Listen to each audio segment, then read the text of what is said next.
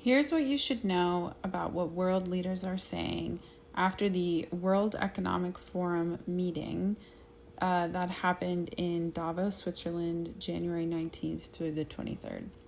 Despite what you probably heard about Trump and other political headlines, there was something that bubbled underneath the surface. Pun intended.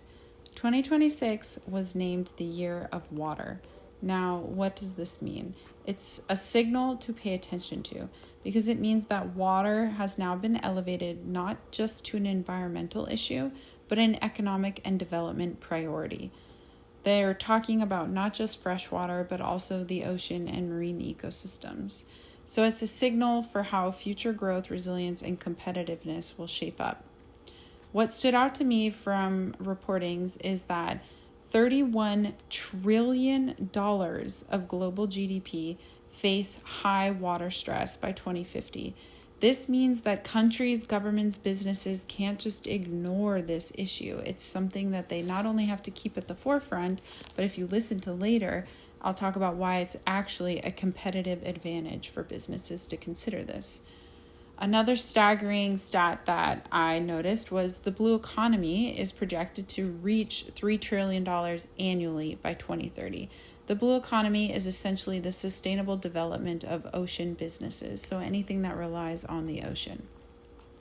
Another thing that was very interesting to me, we can't talk about the ocean and water and sustainability without also talking about AI.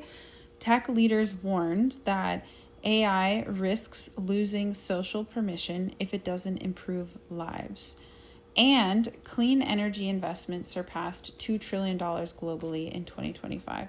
So what does all of that mean together?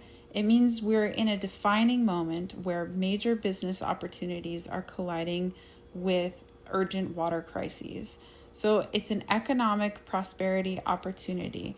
And it just shows me that we can have a future where there is prosperity and we live within the planetary confinements. We have a sustainable future that can go on for the future.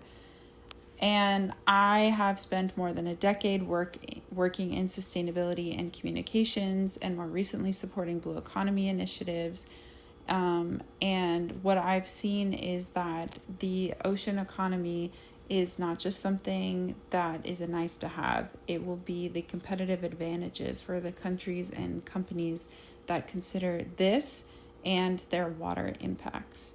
So believing sustainability can be a competitive advantage is what's driving real execution from world leaders. That was my key takeaway.